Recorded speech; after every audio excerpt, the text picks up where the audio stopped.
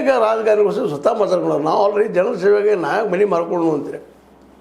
ಅಂದರೆ ಇದರ ಅರ್ಥ ಏನು, ಜನರ ದುಡ್ಡು ಜನರಿಗೆ ಕೊಡುವಂಥ ಆ ಕೆಲಸ ಮಾಡ್ತಾ ಇದ್ದಾರೆ, ಗ್ಯಾರಂಟಿ ಕೊಟ್ಟಿದ್ದಾರೆ. ಅದು ಗೆಲುವಾಗಿದೆ ಮನೆಯದು ಉಪಚುನಾವಣೆಯಲ್ಲಿ. ನಿಜವಾಗಿ ದಕ್ಷಿಣ ದಾವಣಗೆರೆ ಸೋಲೇಬೇಕಾದಂಥದ್ದು ಕಾಂಗ್ರೆಸ್. ಅಲ್ಲಿ ಮುಸ್ಲಿಮ್ರ ವಿರೋಧ ಎದ್ದು ಬಿಟ್ಟಿದ್ರು ಇದಕ್ಕೆ. ಅದ್ರ ಜೊತೆಗೆ ಮುಸ್ಲಿಂ ನಾಯಕರು ಹೊರಗೆ ಚಟಪಡಿಸ್ತಾ ಇದ್ರು, ಗೌರ್ಮೆಂಟ್ ಸಸ್ಪೆಂಡು ಮಾಡಿದ್ರು.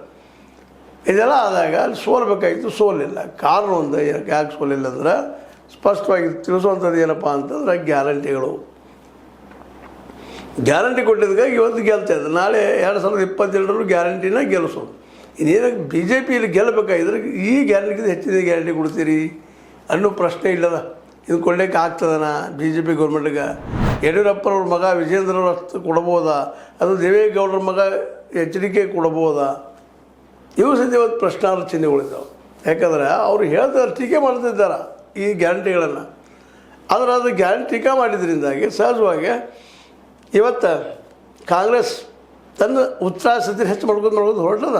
ಅವ್ರು ಟೀಕೆ ಮಾಡಿದಷ್ಟು ಖಜಾನೆ ಖಾಲಿ ಆಗಿದ್ದು ಎಲ್ಲಿ ಖಾಲಿ ಆಯ್ತು ನೋಡ್ರಿ, ಚಾಲು ಆಗುತ್ತೆ ಹೇಳ್ತಾರೆ. ಎಲ್ಲ ಕಾರ್ಯಕ್ರಮ ನೋಡಿಸೋಕ್ಕೆ ಪ್ರಯತ್ನ ಮಾಡ್ತಾ ಇದ್ದಾರೆ. ಹೌದು, SC ST ಇದನ್ನು ಬಂದಿದ್ದ ಜನವನ್ನು ಉಪಯೋಗ ಮಾಡ್ಕೊಂಡಾರ, ಮತ್ತೊಂದು ಕಡೆ ಉಪಯೋಗ ಮಾಡ್ಕೊಂಡಿದ್ದಾರೆ. ಅದನ್ನು ಒಪ್ಪುವಂಥ ವಿಷಯಗಳು ಇಲ್ಲಂತಲ್ಲ. ಆದರೂ ಸರ್ಕಾರ ರನ್ ಮಾಡ್ತಾ ಇದ್ದಾರೆ, ನಡೆಸ್ತಾ ಇದ್ದಾರೆ. ಈ ದಿಶೆಯಲ್ಲೇ ಯೋಚನೆ ಮಾಡಬೇಕಾಗಿದೆ. ಈ ದಿಶೆಯಲ್ಲೇ ಇವರಿಬ್ಬರು ತಮ್ಮ ವೈಯಕ್ತಿಕತೆಯವರು ಸೇಮ್ ಆಗಿ ಇರಬೇಕು ಅನ್ನೋದು, ನಾನು ಸೇಮ್ ಆಗಿ ಆಗಬೇಕು ಅನ್ನೋದು, ಇವೆರಡೂ ವಿಷಯಗಳನ್ನು ಇಬ್ಬರು ತಮ್ಮ ತಲೆಯಿಂದ ರೂಟ್ ಔಟ್ ಮಾಡಿ ಈಗ ನಿಜವಾಗಿಯೂ ನಾವು ಏನು ಮಾಡಬೇಕಾಗಿದೆ. If we want to win in 2028 ಮೊದಲು ನಾವು 20 ಜನ ಗೆಲುವು ಏನು ಮಾಡಬೇಕು ಅನ್ನೋದ್ರ ಕಡೆ ಲಕ್ಷ್ಯ ಇರಬೇಕು.